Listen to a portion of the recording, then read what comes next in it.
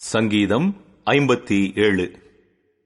தாவீது சவுலுக்கு தப்பியோடி கெபியில் ஒதுங்குகையில் தனக்கு நஷ்டம் நேரிடாதபடி அல்தஷ்கேத் என்னும் வாத்தியத்தில் வாசிக்க தாவீது பாடி ராகத் தலைவனுக்கு ஒப்புவித்த மிக்தாம் என்னும் சங்கீதம். எனக்கு இரங்கும் தேவனே, எனக்கு இரங்கும். உம்மை என் ஆத்துமா அண்டிக் கொள்ளுகிறது.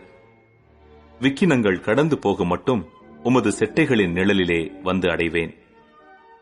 எனக்காக யாவையும் செய்து முடிக்கப் போகிற தேவனாகிய உன்னதமான தேவனை நோக்கி கூப்பிடுவேன்.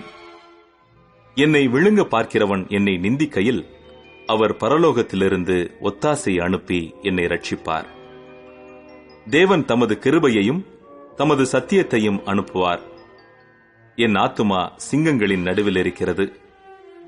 தீயை இறைக்கிற மனுபுத்திரருக்குள்ளே கிடக்கிறேன். அவர்கள் பற்கள் ஈட்டிகளும் அம்புகளும், அவர்கள் நாவு கருக்கான பட்டயமுமாயிருக்கிறது. தேவனே, வானங்களுக்கு மேலாக உயர்ந்தருளும். உமது மகிமை பூமி அனைத்தின் மேலும் உயர்ந்திருப்பதாக. என் கால்களுக்கு கண்ணியை வைத்திருக்கிறார்கள். என் ஆத்துமா தொய்ந்து போயிற்று. எனக்கு முன்பாக குழியை வெட்டி அதன் நடுவிலே விழுந்தார்கள். என் இருதயம் ஆயத்தமாயிருக்கிறது.